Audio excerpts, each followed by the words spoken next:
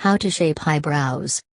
The shape of your eyebrows can enhance your appearance by flattering your facial shape, balancing your features, and framing your eyes. If you have thick, full eyebrows, you might need to tweeze them. If you have thin, small eyebrows, you may need to fill them in with a pencil. Either way, here is how to find a shape that's flattering to any face. Determine your ideal shape. Determine where your inner brow should end.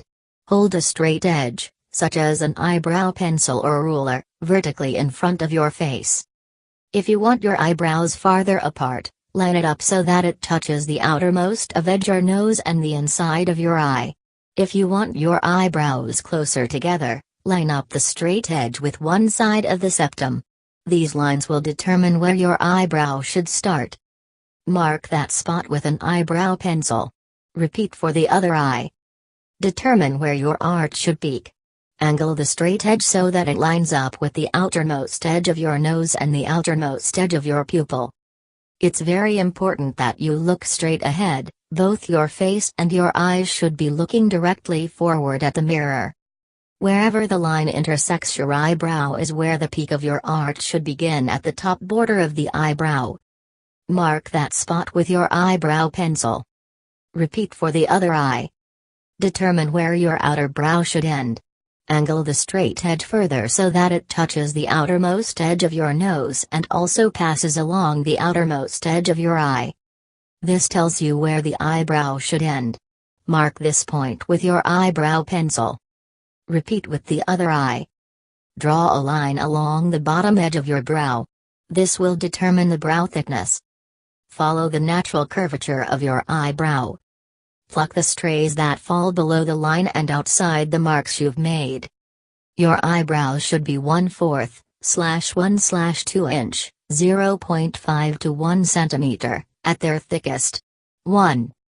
Pluck minimally above the brow. You want to retain your brow's natural arch.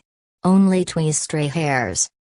If plucking isn't your thing, try shaping without it. If your brows are sensitive, use ice to numb the areas before you tweeze. Consider your face shape. Certain brows better complement specific face shapes. To minimize the curve of a round face, direct the outer third of the brow towards the top of the ear. If the face is square, direct it toward the middle of the ear. This helps balance the face. If the face is long, keep the brow more straight across, directing it above the ear. An oval face already looks balanced, but to enhance this harmony, you can direct the outer third towards the earlobe. 2. Everyday maintenance. Trim your brows. You may find that hairs are within your ideal shape, but are just too long. Use a pair of eyebrow trimmers to clean up your look. Using a brow brush, brush the hairs upward. Cut the hairs that extend beyond your natural hairline. Fill in sparse spots. If your brows are too light or dark, fill them in with an eyebrow pencil. If you don't have an eyebrow pencil, substitute matte eyeshadow. If your brows are fair, choose a pencil 2 shades darker than your hair. If you have dark hair, go 2 shades lighter. Hold your skin taut at the temple, and line softly along the upper edge of your brow. Then, line along the bottom edge. With feathery strokes, fill in between the 2 edges. 3. Remember to blend. Use a clear gel to set. Brush the hairs how they naturally lie and apply gel to set the hairs in place. Clear mascara can double as a brow gel. This also prevents smudging, if filled in. Develop a routine. Forming good habits will make your routine shorter, day by day. By sticking to a specific contoured shape, spotting strays becomes easy. Consistently pluck between the brows and at the edges.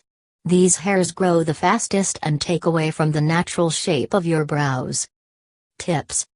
A 2007 study out of Germany found that people under 30 years old find low, subtly arched eyebrows more flattering, while people over 50 years old prefer the opposite, high eyebrows with a strong arch.